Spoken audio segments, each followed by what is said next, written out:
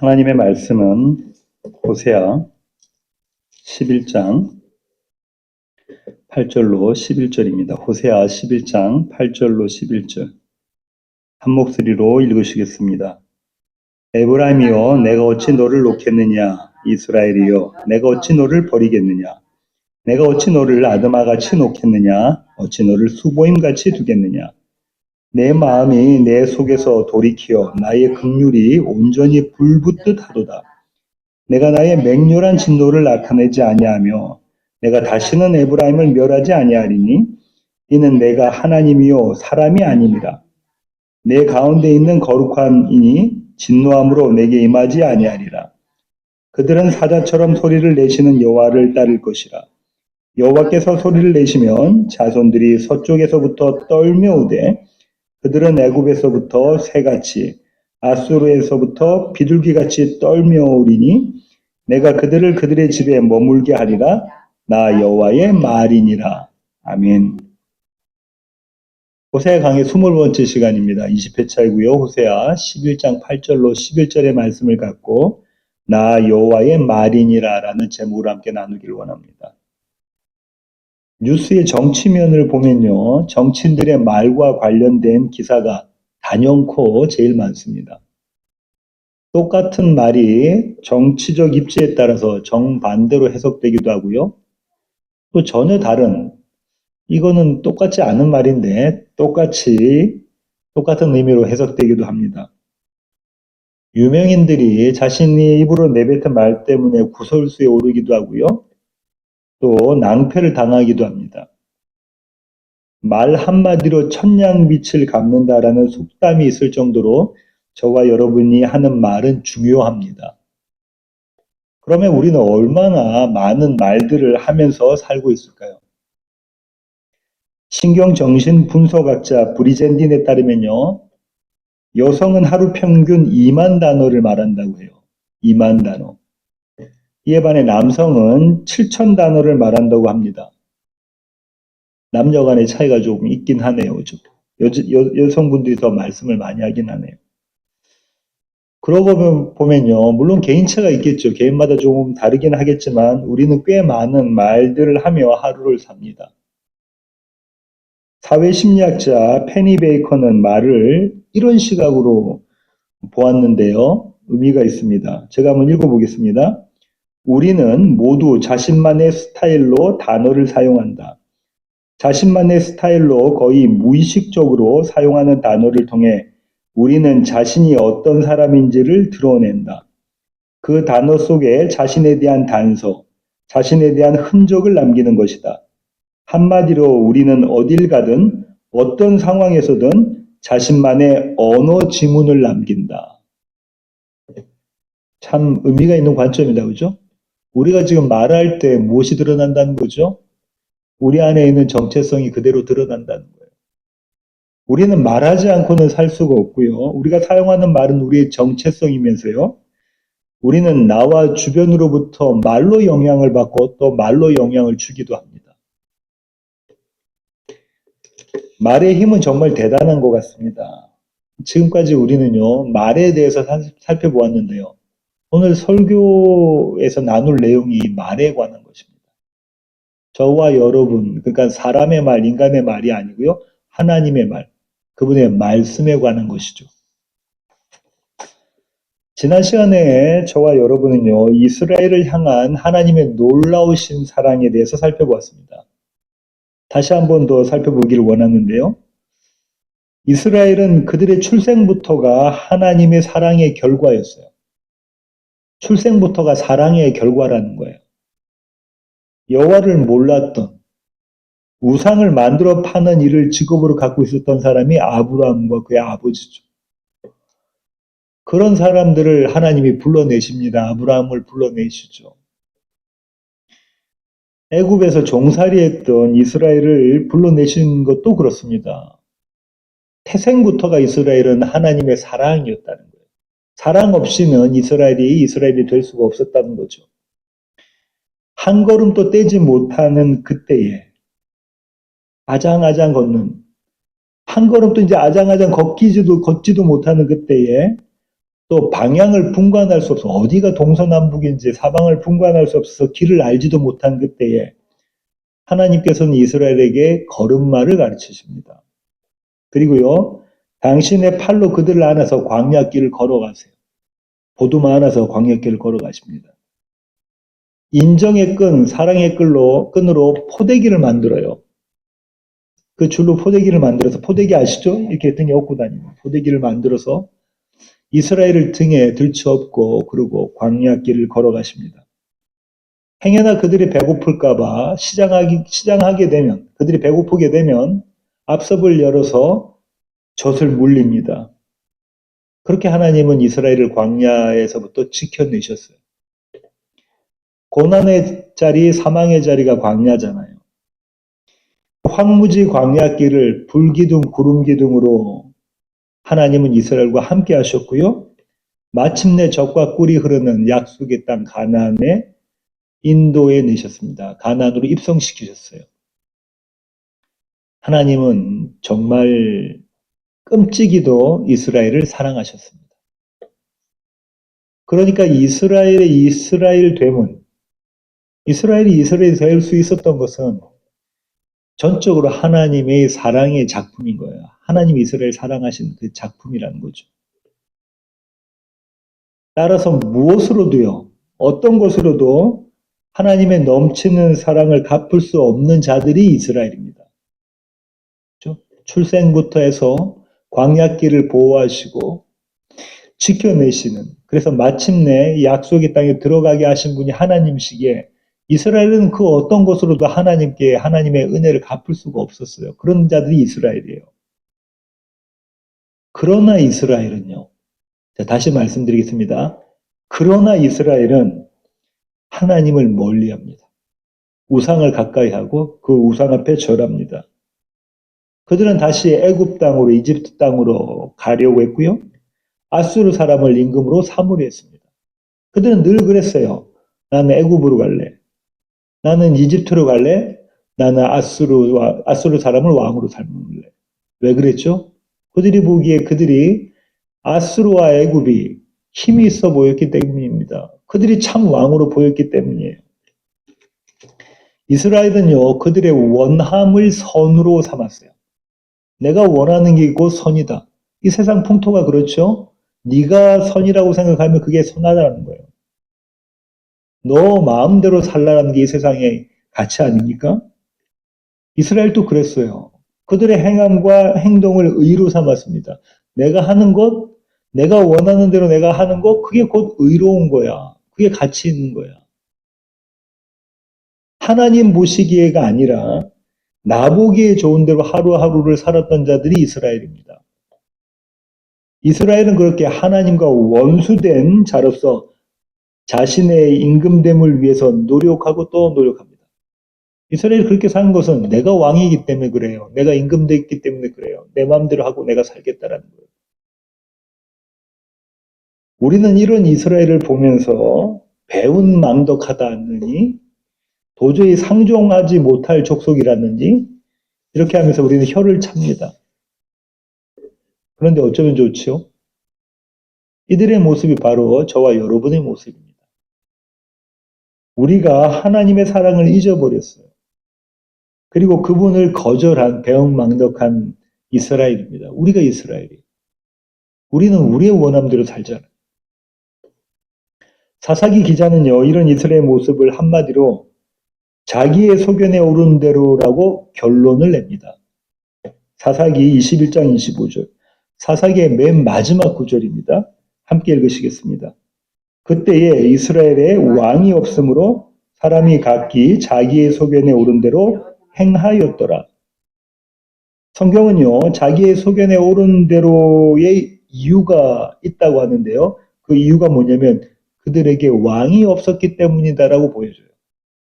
내가 내 원함대로 그렇게 살래. 근데 그렇게 사는 이유는요, 나에게 왕이 없다는 거예요. 이미 이스라엘은 왕이 계셨습니다. 그죠? 여호와 하나님이 그들의 왕이셨어요. 그들의 임금이셨어요. 그런데 이스라엘은 그 왕을 왕으로 여기지 않은 겁니다. 여호와 하나님이 자신들의 왕이 되는 게 싫었던 거예요. 그래서 거절하고 거부합니다. 여호와 하나님은 나의 왕이 아니야. 우리의 왕이 아니야. 우리가 우리의 왕이지. 우리의 임금이지. 내 마음대로 살아야지. 내 소견에 옳은 것이 곧 선이고 의다. 이렇게 살았던 거죠. 이스라엘은 그랬어요.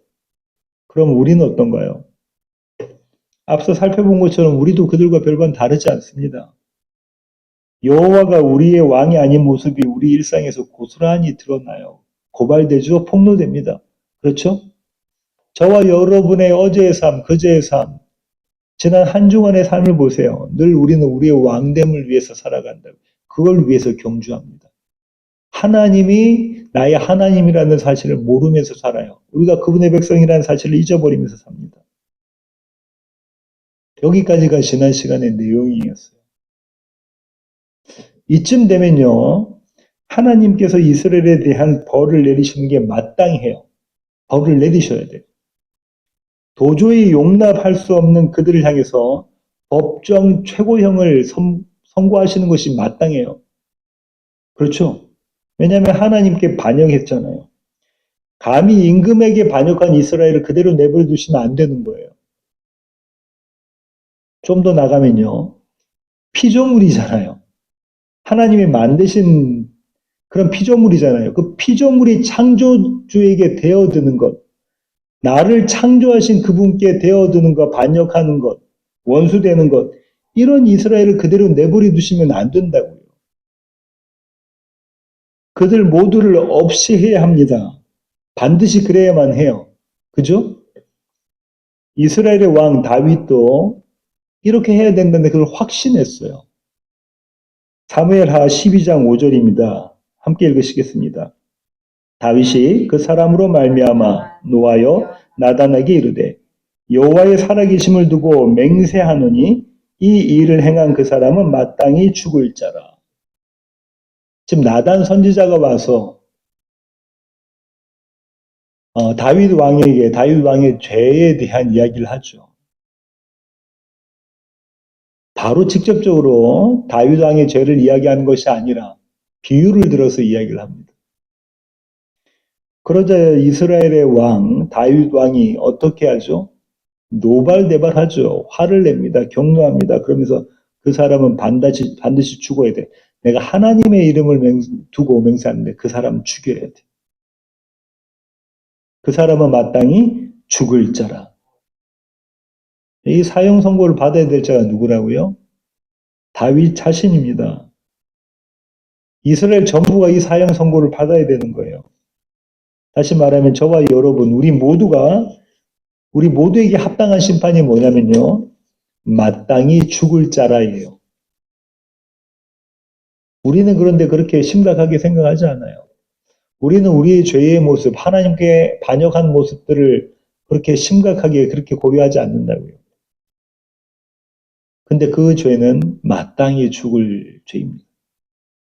영원한 사망에 갇히는 죄예요. 다윗이 그 얘기를 한 겁니다. 그렇게 하나님께서는요, 하나님의 공의를 세우셔야 돼요. 하나님의 정의를 이 땅에서 실현하셔야 돼요. 하나님께 반역한 자들, 피조물인 주제에 창조주에게 되어든 그 자들을 그대로 내버려 두시면 안 돼요. 죽어 마땅한 자들을 죽이셔야 됩니다. 그러나 하나님은요. 뭐라고요? 그러나 하나님은 그렇게 하지 않으십니다. 그분은 이스라엘을 포기하지 않으세요. 9절입니다. 오늘 본문의 9절 함께 읽으시겠습니다. 내가 나의 맹렬한 진노를 나타내지 아니하며 내가 다시는 에브라임을 멸하지 아니하리니 이는 내가 하나님이요 사람이 아님이라. 내 가운데 있는 거룩한 이니 진노함으로 내게 임하지 아니하리라. 하나님은 이스라엘에게 진노를 퍼붓지 않으십니다. 진노를 퍼부시는 게 마땅하다니까요. 그게 공이에요. 근데 하나님은 그들에게 그렇게 하지 않으세요. 그리고 그 이유를 설명해 주십니다. 그 이유가 뭐라고요? 내가 하나님이요 나는 사람이 아님이라. 내가 인간이 아니기 때문에, 내가 하나님이기 때문에, 내가 전능자이기 때문에, 내가 창조주이기 때문에 나는 다른 선택을 한다는, 그렇게 말씀하시는 거예요. 앞서 말씀드린 것 같이 우리는 이런 이스라엘을 보면서 치를 떨지요. 다윗 보세요. 간음했어요. 누구와 간음합니까? 자신의 충성된 부하 우리아의 아내와 간음하죠. 바세바와 간음합니다. 그리고 그 사실이 들통이 나죠. 임신을 해버렸어요. 그러니까 어떻게 하죠? 자기의 충성된 부하를 죽여버려요. 그리고 이 우리아의 아내 바세바와 결혼을 하죠. 간음과 살인을 해놓고도 어떤 죄책도 느끼지 못해요. 다윗은 죽어 마땅한 자입니다. 그가 이야기한 것처럼 그는 죽어 마땅한 자예요. 그의 말처럼 그의 심판이 그에게 이루어져야 돼요. 이것이 사람의 선이에요. 저와 여러분의 선, 저와 여러분의 의입니다. 그러나 하나님은 사람이 아니세요. 그분은 하나님이십니다. 그분은 거룩하신 분이에요. 저와 여러분과는 구별된 분이십니다. 피조물이 아니세요. 창조주세요. 그 거룩하신 분은요, 우리로서는 도저히 흉내도 낼 수 없는 일을 행하십니다. 8절입니다. 함께 읽으시겠습니다. 에브라임이여 내가 어찌 너를 놓겠느냐? 이스라엘이여 내가 어찌 너를 버리겠느냐? 내가 어찌 너를 아드마같이 놓겠느냐? 어찌 너를 수보임같이 두겠느냐? 내 마음이 내 속에서 돌이키어 나의 긍휼이 온전히 불붙듯 하도다. 내가 어찌 너를 놓겠니? 내가 어찌 너를 버리겠니? 내가 어찌 너를 아드마같이 놓겠니? 내가 어찌 너를 수보임같이 두겠느냐? 내가가 몇 번 나오죠? 4번 나옵니다. 내가.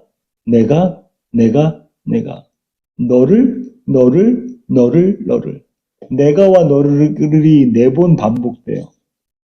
무슨 말인가요? 나는 도저히 그럴 수가 없다는 거예요. 하나님 그렇게 말씀하시는 거예요. 나는 도저히 그럴 수 없다. 나는 결단코 그 일을 하지 않겠다. 이것이 하나님의 마음이세요. 내가 너를 놓고 내가 너를 버리는 일은 내게는 있을 수 없는 일이다. 불가능한 일이다. 나는 하나님이기 때문이다라는 거예요. 나는 하나님이다. 그래서 나는 너를 버리지 못한다. 나는 너를 놓을 수 없다. 나는 아드마와 스보임같이 너희를 심판하지 않겠다. 아드마와 스보임은요. 소돔과 고모라가 멸망할 때 함께 망한 성읍들입니다. 신명기 29장 23절 함께 읽으시겠습니다. 그 온 땅이 유황이 되며 소금이 되며 또 불에 타서 심지도 못하며 결실함도 없으며 거기에는 아무 풀도 나지 아니하니 옛적에 여호와께서 진노와 격분으로 멸하신 소돔과 고모라와 아드마와 스보임의 무너짐과 같음을 보고 물을 것이요.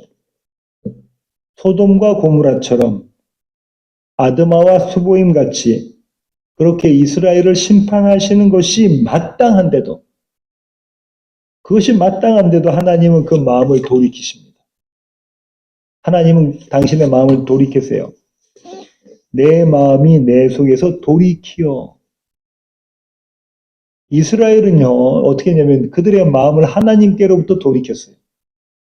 이스라엘은 하나님께로 향하는 마음을 돌이켜서 아수르와 애굽으로 향합니다. 그들이 힘이 있다고 생각하는 그것들을 붙잡아요. 그런데 오히려 하나님께서는 하나님의 마음을 돌이키셔서 이스라엘을 향하십니다. 여기서 돌이키다라는 단어는요, 여러 곳에서 사용되어져 있는데요. 뜻은 거의 비슷하게 사용되어졌습니다. 창세기 19장 25절 말씀 함께 보시겠습니다. 그 성들과 온들과 성에 거주하는 모든 백성과 땅에 난 것을 다 엎어 멸하셨더라. 돌이키다가 뭐라고요? 다 엎어서 멸하셨다는 거예요. 엎어가지고 그냥 망하게 해버리셨다는 거예요. 없애버리셨다는 거예요.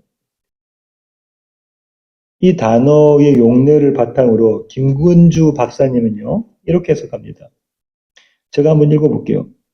소돔과 고모라의 죄악으로 인해 그 도시들을 엎어버리셨듯이 이스라엘 역시 그렇게 엎어버리시는 것이 마땅한 하나님은, 그렇죠? 소돔과 고모라를 엎으셨잖아요. 그런 것처럼 하나님은 이스라엘도 그들의 죄악으로 마땅히 엎어버리셔야 해요. 엎어서 멸하셔야 되는데 하나님은 그들 대신 당신의 마음을 엎어버리셨다. 당신의 마음을 엎어버리셨다. 아주 의미 있는 해석입니다.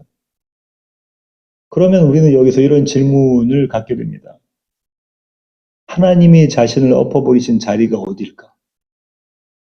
하나님이 지금 자신의 마음을 엎어버리셨다고 하셨는데, 그죠? 돌이키셨다는 건 엎어버리셨다고 하시는데, 엎어서 망하게 하셨다는 건데, 그럼 하나님께서 그 자신의 마음을 돌이키셔서, 엎으셔서 망하게 하신 그 자리가 어딘가라는 거예요.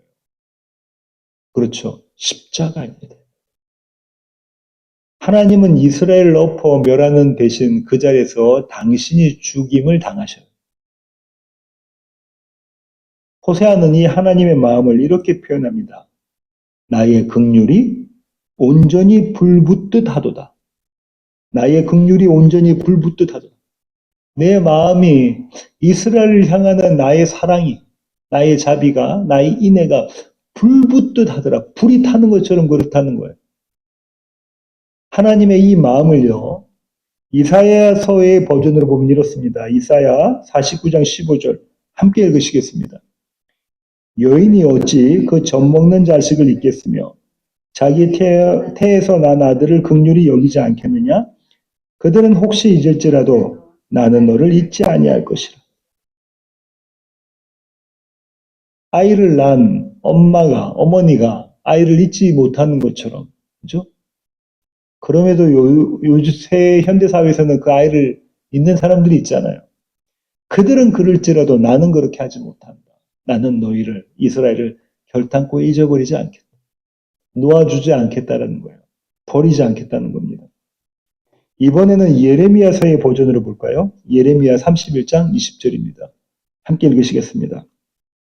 에브라임은 나의 사랑하는 아들, 기뻐하는 자식이 아니냐. 내가 그를 책망하여 말할 때마다 깊이 생각하노라. 그러므로 그를 위하여 내 창자가 들끓으니 내가 반드시 그를 불쌍히 여기리라. 여호와의 말씀이니라. 내 창자가 들끓으니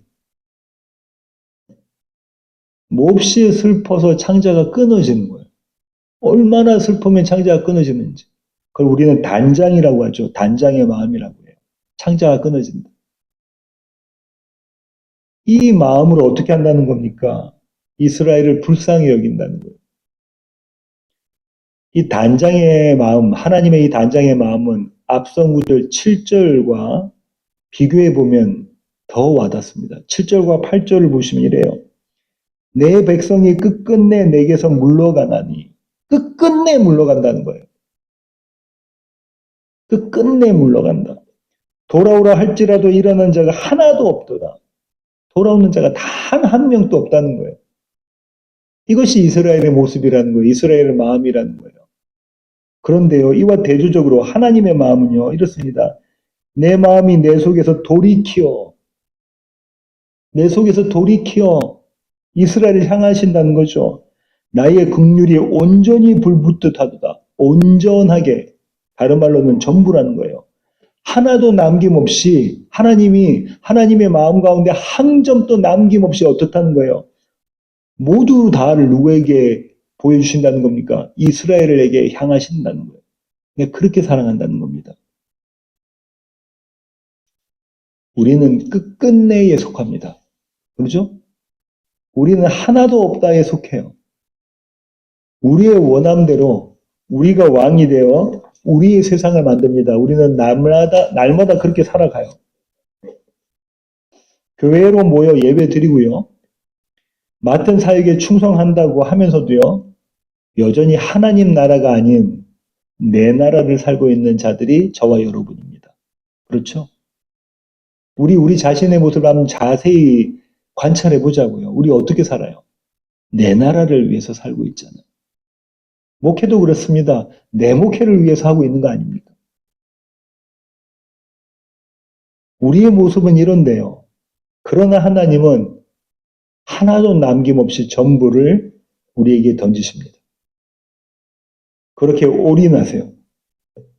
그 자리가 십자가예요. 하나님은 자신을 올인하세요.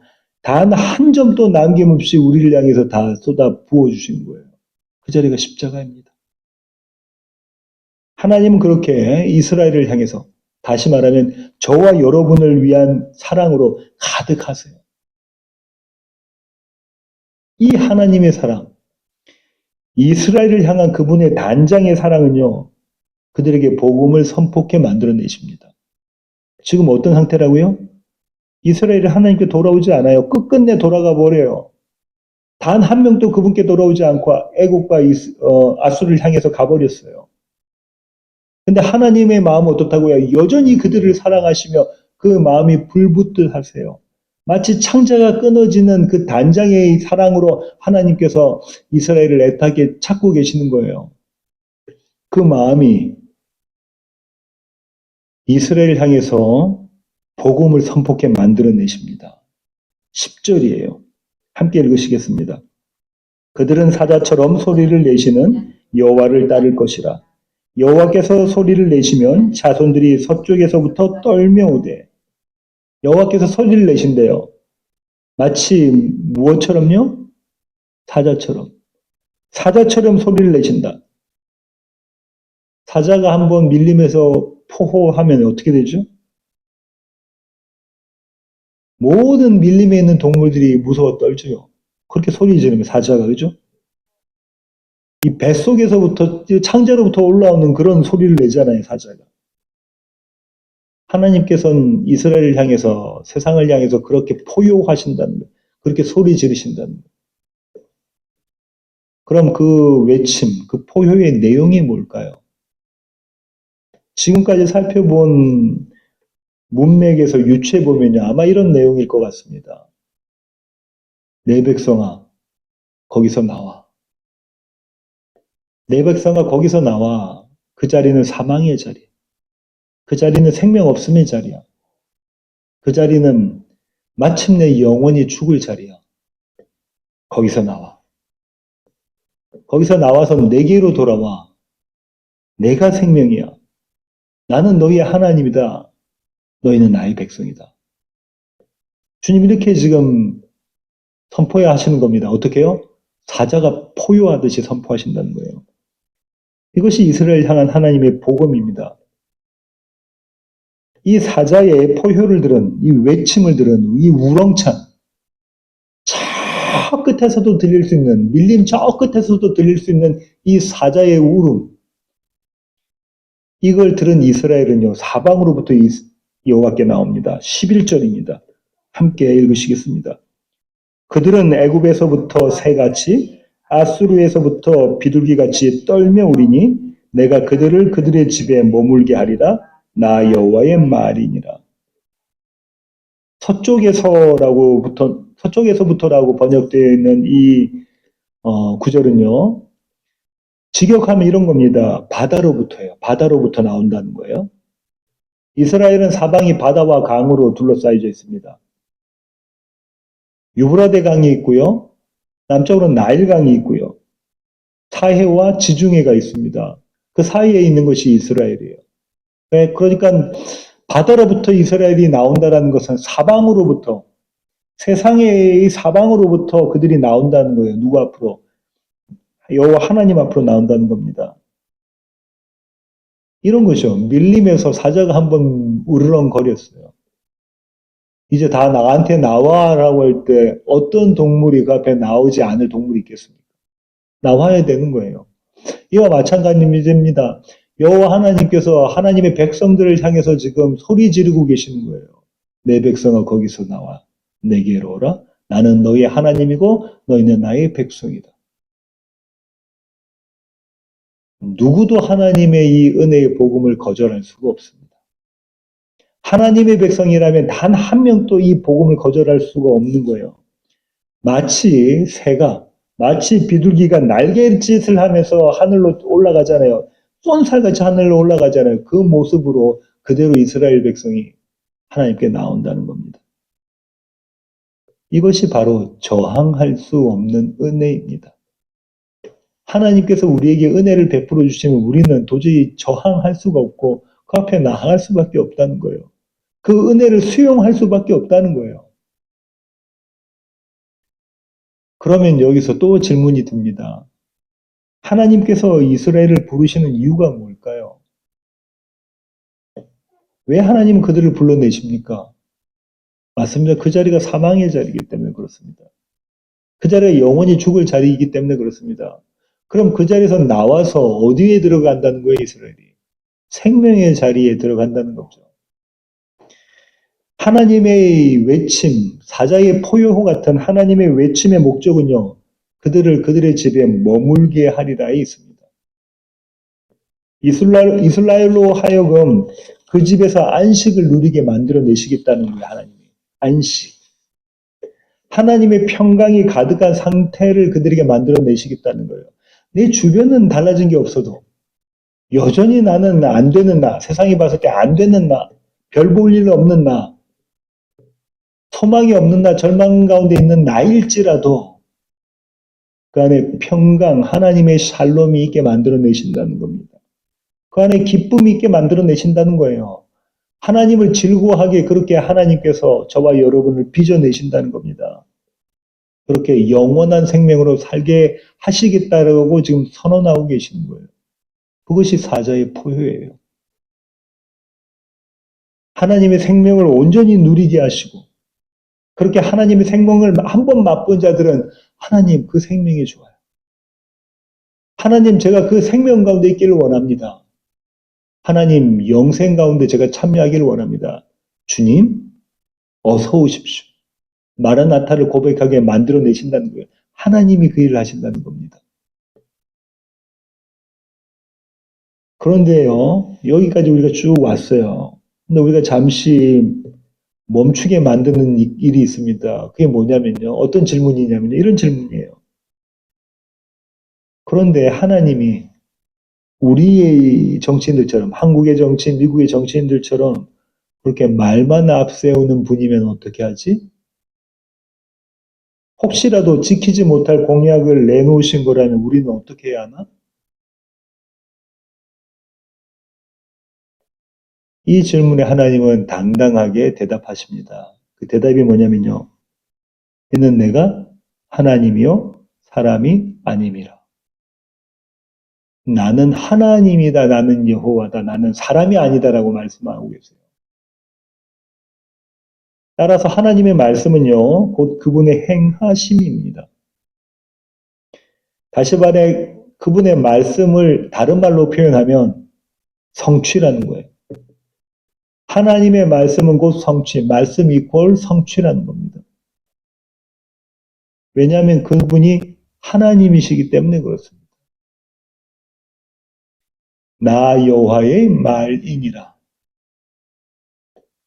하나님의 지혜, 하나님의 전능, 하나님의 사랑을 다르게 표현한 말이 이 말이에요. 뭐라고요? 나 여호와의 말이니라. 이 속에 다 들어가 있어요.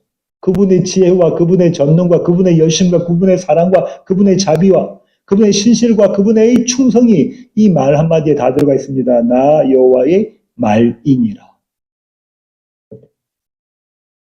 하나님은요, 사람으로서는 할 수 없는 일, 하나님이 일을 하십니다. 그것이 바로 공의와 사랑인데요. 누가복음 23장 34절의 말씀 함께 읽으시겠습니다. 이에 예수께서 이르시되 아버지 저들을 사하여 주옵소서 자기들이 하는 것을 알지 못함이니이다 하시더라. 이 상상이 됩니까? 십자가에 달려서 자신을 죽인 자들을 향해서 자신을 못 박은 자들을 향해서 자신에게 손가락질하며 비웃으며 내려오라고 십자가에서 한번 내려와 보라고 하는 그들을 향해서 그렇게 모욕적인 언사를 하는 그들을 향해서 주님 뭐라고 말씀하신다고요? 주님 저들을 용서해 주십시오. 저들이 지금 무엇 하고 있는지 저들이 모릅니다. 하나님 그렇게 십자가에서 하나님의 사랑, 우리의 사랑은 감히 비교조차 할 수 없는 그 사랑을 보이셨고요. 그 십자가에서 하나님의 공의를 다 이루셨습니다. 저와 여러분을 대신해서.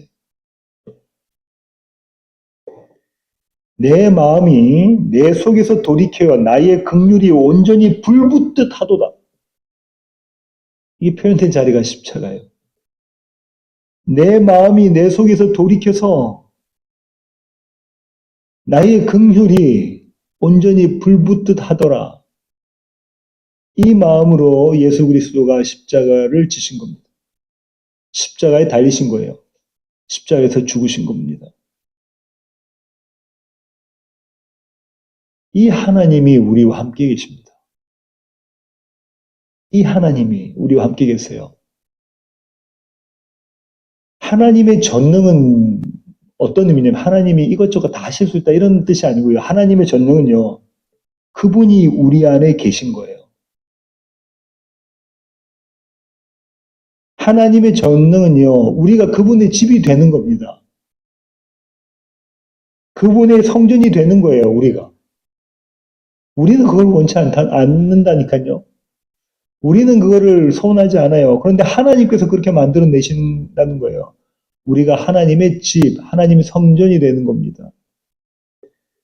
그리고 그 성전에서, 그 집에서 즐거워하도록, 기뻐하도록, 노래를 부르도록 그렇게 만들어내신다는 거예요.